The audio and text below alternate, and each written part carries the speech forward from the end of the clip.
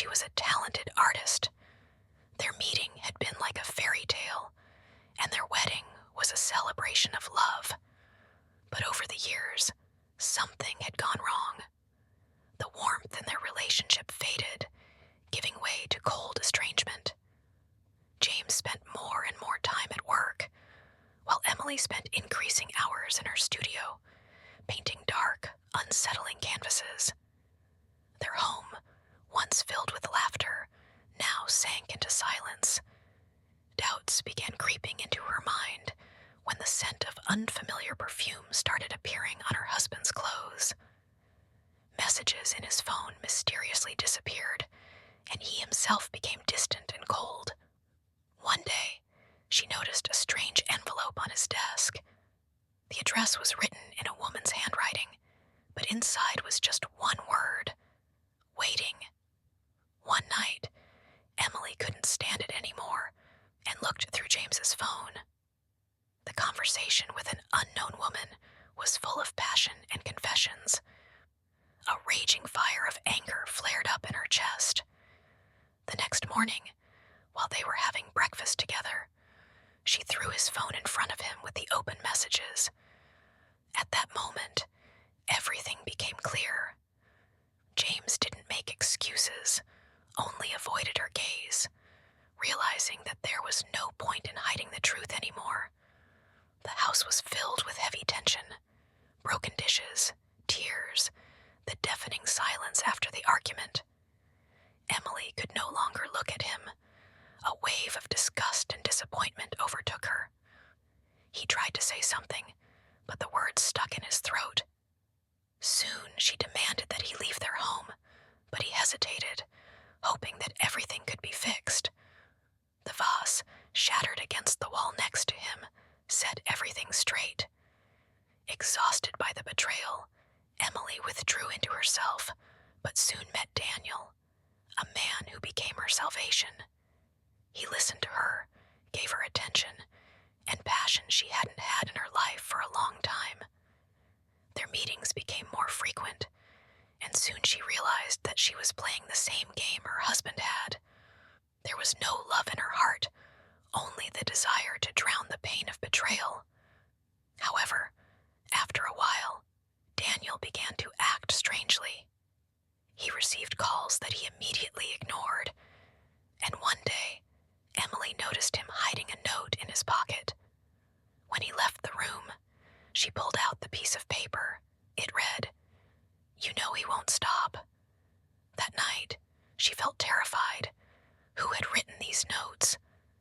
Daniel claimed it meant nothing, but his nervousness raised suspicions. Emily started to notice that someone was watching her. A black car parked near her house, a shadow in the corner, someone's gaze in the crowd. When James accidentally saw her with Daniel in a restaurant, rage overtook him. He didn't need to ask questions. The answer was right in front of him. A fight erupted. Punches shook the air. Tables overturned. Dishes flew. The security threw them out onto the street, leaving both of them confused.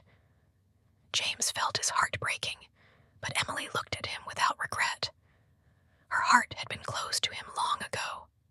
But that same night, she received an anonymous message. "You still chose the wrong one." Late in the evening, someone rang the doorbell. Emily hadn't slept, and with a racing heart, approached the peephole. There was no one at the door, but there was an envelope.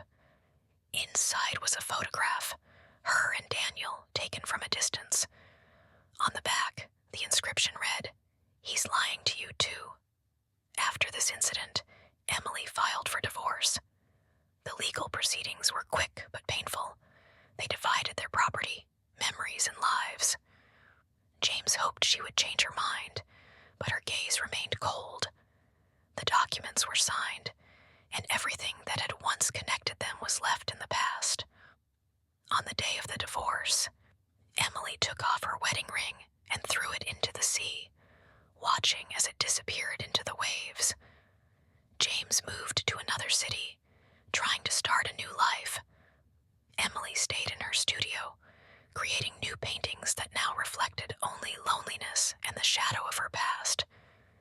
But the silence didn't last long. One night, the phone rang.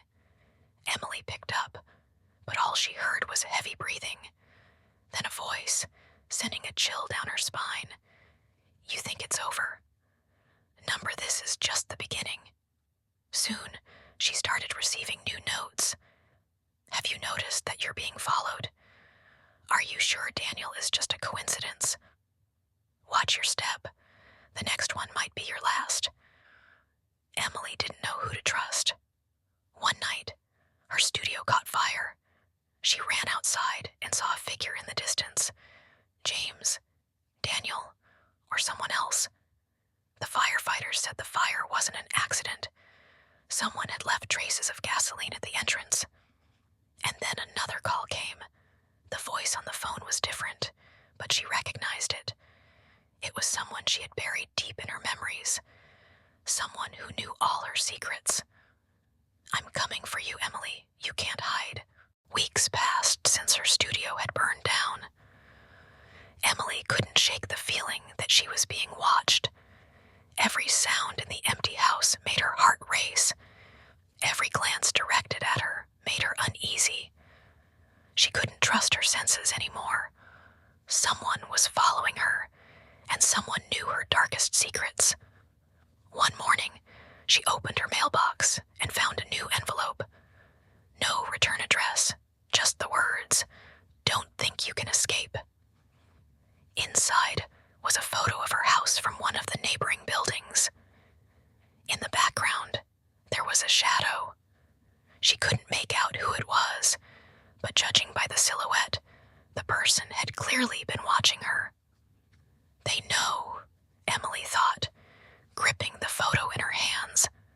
Her thoughts kept returning to those late-night phone calls, to those mysterious notes. Who could be so close to her? And what was hidden in that dark past? She remembered one moment that had always been unexplained. When she and James first started dating, strange things had happened in their lives. Missing items, strange calls. During that period, she'd closed her eyes to all these details, convincing herself that it didn't matter. But now, with everything resurfacing, she realized her past hadn't disappeared. It had been with her all along. Emily decided to return to her hometown, where she had grown up. There, in the old house, the answers to her questions lay hidden. She came back alone, without warning, and didn't tell anyone she had returned. The house stood abandoned, and only rare signs of life indicated that someone had lived there once. The old house looked the same as she remembered, but something was off. The walls, once filled with laughter and joy, now exuded only coldness and silence.